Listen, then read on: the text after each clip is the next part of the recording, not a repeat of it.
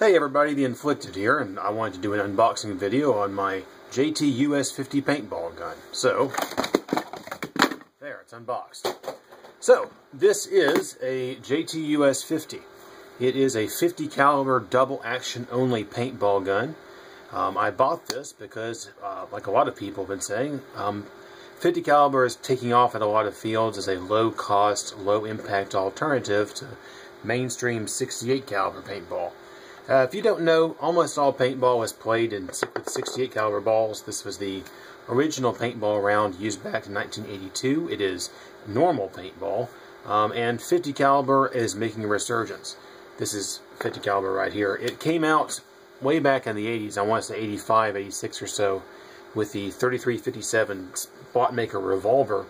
It didn't really catch on because with a smaller ball you have a lot less energy with it, which means you have a much shorter range and lower velocity and a lot less paint on the target. So it never really took off, and 68 was really it for years and years. There have been some other weird calibers like 60 and 62, but really just 68. 50 was brought back again back in the late 2000s with a company called GI Milsim and a few other small ventures as another alternative to 68. A lot of claims were made about it, none of which were true. It was not more accurate. It really didn't have any advantages at all to most players, and it really fell by the wayside and fell hard because they really lied about its capabilities. 50 does have some advantages, though, the big one being that it's a lot smaller round, which means a lot less pain for players. So JT tried again in the, I want to say around 2012 or so, by introducing the Splatmaster line. Splatmaster was revolving the old Splatmaster name from the 80s, which was the first gun made for paintball. It wasn't the first paintball gun, but the first one designed specifically for the game. And the new Splatmaster guns were actually not even gas powered. They were all spring driven. And they used a 50 caliber ball, which was already back in supply again, and it's taking off on some fields as a low impact alternative. So again, I wanted a 50 caliber gun because I wanted something I could use to play with some of these players and handicap myself in a way that would allow me to still have a challenge and not win all the time and still have a lot of fun. So this particular gun, the US-50, isn't actually considered a Splatmaster. You don't see the word Splatmaster anywhere on the retail blister packaging. It was sold by JT back in, I want to say it came out 2 summers ago, summer of 2013, and kind of came and went without making much of an impact. I saw a very few other videos on YouTube, specifically one by Sunkissed Sniper, whose video I'm going to try and touch on because he covered most of the basics here. But essentially, the gun isn't very good for a couple of specific reasons I'll go over later. I've used it today a little bit just in testing. I ended up paying $40 like a sucker from A&S for this thing, and it is almost borderline unusable because it breaks so much paint. What this gun looks like, obviously, is a Desert Eagle. I guess he already talked about that in his video, but it's got almost the same dimensions. Take off the mock scope here. But it's about 10 and a change inches long, around 6 inches tall, and right around 1.25 inches wide. So it's almost the same dimensions as a Desert Eagle. Of course, it's obnoxious, disgusting, glowing UV green for safety reasons, because nobody wants to mistake this for a real gun and go rob the Walmart that they shoplifted this from. The gun is riddled with problems. It feels a lot more like a Nerf gun than a real gun. I'll go over more of that later. But again, this is a 50 caliber gun, so it shoots 50 caliber balls. One more thing of the weight of this thing, it's probably the lightest paintball gun I have ever owned outside of a Goblin. So if I can zero this thing out, I hope to be able to show you guys. So it weighs right around 13.5 ounces, which is really light by paintball standards. Just for reference, this Splatmaster is also really light by paintball standards. That's 1 pound and 4 ounces and a quarter. So still very, very light because it is almost entirely made of plastic. There is some metal here, I assume, for the springs and hammer, but the rest of this is all nice injection molded plastic, which is why there's all kinds of great mold defects here. You can run your fingernail across this and see where it doesn't quite meet properly, especially on the sight and the top of the gun. And you can see here along the trigger guard where somebody scraped or sanded that away at the factory because the molding had some errors. So that is absolutely lovely for $40, just to show you the build quality you're getting here.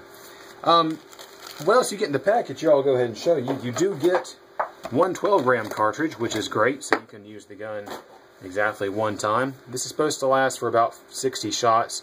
In my experience, that's about right. The gun seems to be very efficient.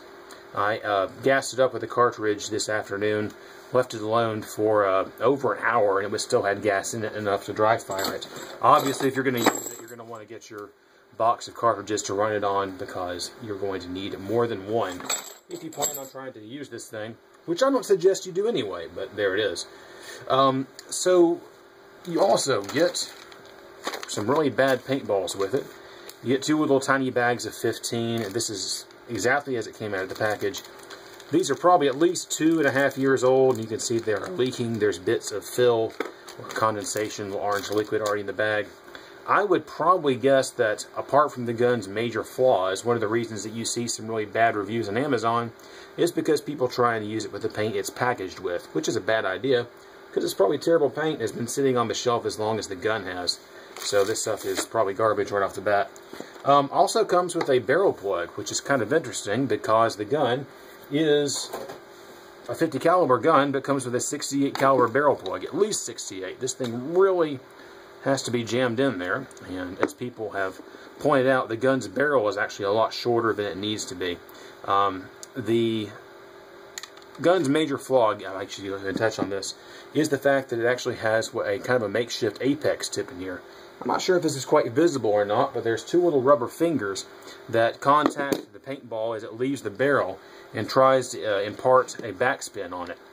This is the paint I've been using. It's Empire Formula 13 50 caliber paint. Seems to be working as well as could be expected. So the fingers, like an apex tip, grip the ball as it's leaving the barrel, impart a backspin, and due to the Magnus effect, kind of cause it to float as it travels away and gives it some extra range, at the cost of most of its accuracy and at the cost of most of the paintballs, because I'm seeing at least 1 in 3, almost 1 out of 2 paintballs that this gun shoots will actually break as they leave the barrel. Anyway, this barrel plug is totally inefficient, or insufficient, and wrong, because it's actually really tight, even on a 68 caliber gun like this PGP. So really, JT really should have paid the money to enclose a barrel bag with this gun, because then they could have given the gun a proper length barrel, not had to have this huge section of plastic fake barrel to accommodate their 68 caliber barrel plug, which they probably shouldn't have given you anyway. Also with the gun is this plastic cleaning rod, which is kind of fun, because there's no reference to it all anywhere in the terrible set of safety instructions they give you. The instructions here are kind of fun because there's a number of inaccuracies and things that have nothing to do with it. For example, it talks about removing the scope magazine and says that if it's too tight, that is the magazine, you should loosen the thumb screws, which is interesting advice considering there are no thumb screws anywhere on this gun. I can only assume they're referring to the 3 screws that hold this thing together, and I guess if you loosen those, this is easier to remove. This does come off very easy, by the way, unlike the blocking cap, which you snap in place if you don't want to use the ridiculous scope magazine, and really, why would you? And that's actually quite a bit more difficult to remove because you can't get it off with your fingers. If you want to pull this off, you really have to slide it forward, wedge something in here like a screwdriver, and pop it off. There's also no reference to how you're supposed to clean this gun if it gets a break in the barrel. It says to use a squeegee, which the gun doesn't come with. Again, it comes with this firearm-style cleaning rod, which I guess you could stick some cloth or tissue through here or something and push the ball out. It actually does work okay for that. If you were to push some paper in here, it's flexible enough for you to ram down the breech there and pull something out if you needed to. So, better than nothing, and I'm glad to have it, I guess. Go ahead and show you some more interesting features of this thing. The gun does have some nice little sights here. You've got a nice little back notch and a front post. Again, this is really uneven plastic. But what's kind of ironic here is that the mock scope, which serves as the gun's I think 15 round magazine actually will completely block the sights when you snap it into place. They really probably should have tried to notch the back here of the lid and put some kind of a poster in the front. I might do that myself, but it does seem kind of funny that if you want to make the gun impossible to aim, you put the scope on it. Alright, so moving right along, the gun does have an extremely hard trigger pull because it is double action only. The gun box does say that the gun is semi-automatic. That is not true. Nothing is automatic about this at all.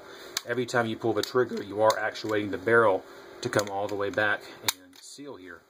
I hope you can see some of this stuff because there's actually a lot of work that went into making this thing go.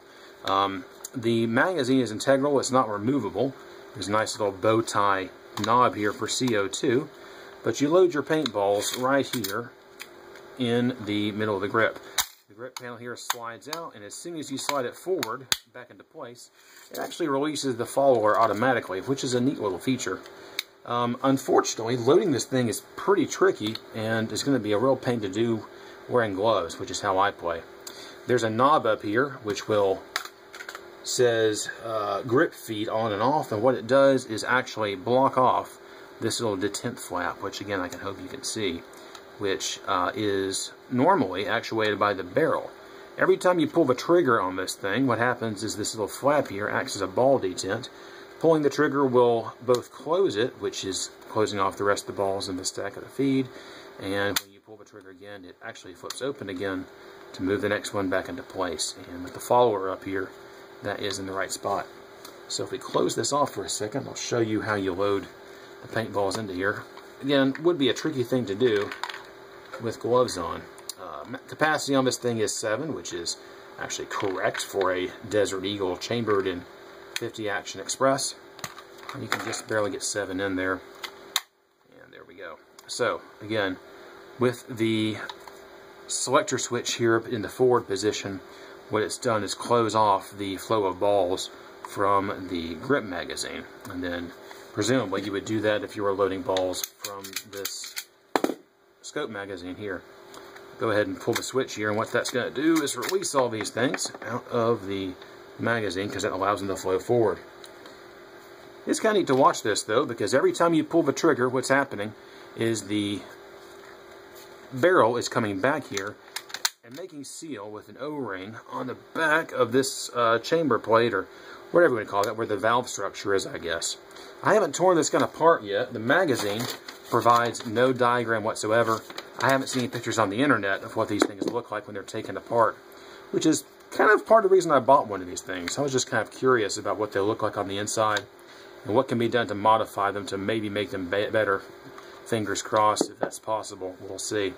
So when a ball's in the chamber again, you can watch that barrel come back, and the follower interacts with the, I don't know what you call that, detent flap, I guess, to just perfectly position the paintball for the barrel to pick it up and able to fire, which is a pretty cool little feature there. Again, a lot of work went into making this thing chamber balls correctly and be able to fire from 2 different mechanisms here. It's kind of cool. Something else I'm going to show you is how the magazine actually works here. The follower is retracted like so. It's not easy to do, but will stay in place. There is a sliding back gate that you pull back and attach there. And then again, you would dump in up to 15 paintballs. Now what I think is kind of neat is that when the follower is released, paintballs go everywhere. That didn't work at all. Well, I had the gate open. That was my problem. Let's try this again. So, again, this must be a lovely thing for some poor 12-year-old to try and figure out how to load this gun. So, get a couple in here. Close the gate properly. I'm not going to let this slider slam into the balls. But here we go. Again, it has its own little flap system here, which is keeping all the paintballs that are under spring tension from coming out all at once into the gun. There's a little flap here, and every time you push it, it only indexes 1 paintball out at a time, which is actually pretty clever. I'd love to see this kind of system enabled in some of the magazine-fed guns I've seen with spring feeds. It looks like there's a little seesaw mechanism, actually, that is, again, spring-loaded, and rocks back and forth. It is blocking the next paintball in the stack, while at the same time feeding the current paintball right into the breech to be ready to fire. So that's really kind of a neat little feature. And again, a lot of work went into designing a gun that is totally ruined, as best I can tell, by those backspin hop-up fingers, which really just about ruined this gun.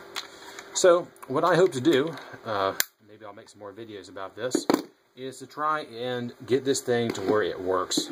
I'm going to see if I can, for one, remove the detent fingers. Hopefully that's all one big rubber unit that will come out. Hopefully I'll be able to maybe re-barrel this thing so the barrel is long enough. I'm hoping I can find maybe some 50 half-inch, maybe inner diameter brass piping to use as a barrel, or else source something from the .50 caliber gun to give this thing a nice barrel that is as long as it can handle. Maybe have it shoot faster. I have chronoed this thing at about up to 194 feet per second. It's fairly consistent there. There are some lower and higher, and again, the fact that about 1 in 3 paintballs just explode as it leaves the barrel doesn't help me. Looked through the barrel a couple of times with the mask on and seen that the barrel itself down in there stays clean. All the mess is forward here in this little 68 caliber section that they put in there for the barrel plug. So, I'm really hoping to improve this thing. It'd be probably fun to use, a Desert Eagle looking gun out there. One that is going to be very difficult to use, but probably rewarding and fun to watch in action. Oh, and one more thing. Some of the engineering here is kind of shoddy. For example, this selector switch probably is not supposed to be able to be turned sideways. Again, I don't know what's going on in there internally. Maybe I'll find out soon, and I'll show y'all why that is able to twist like that. I'm sure that's not what it's supposed to do. So, there we go. The JT US-50. It is a flawed gun. It came and went. It's been dead for 2 years. Why I paid full retail for this thing, I'm not sure, but I guess we'll see if I can fix it.